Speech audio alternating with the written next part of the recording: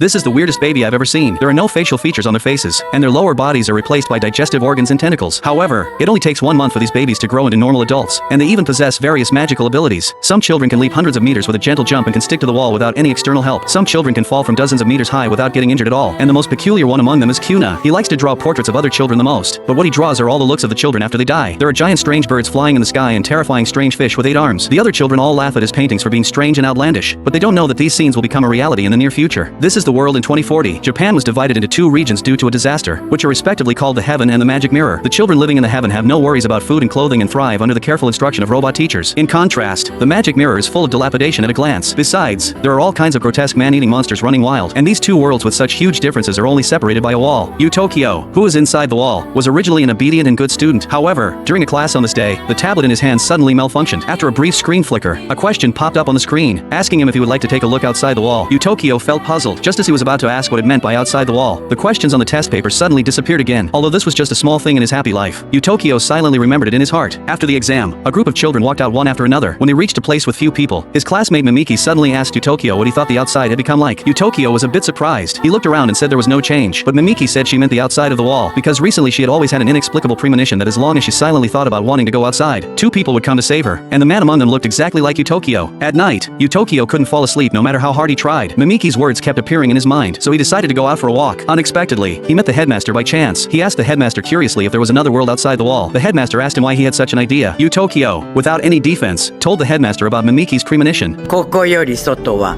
あります。ただし、浅ましい怪物がうごめく汚れた世界。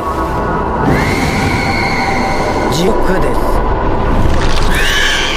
At the same time, a girl and a teenager are heading towards the direction of the Heaven.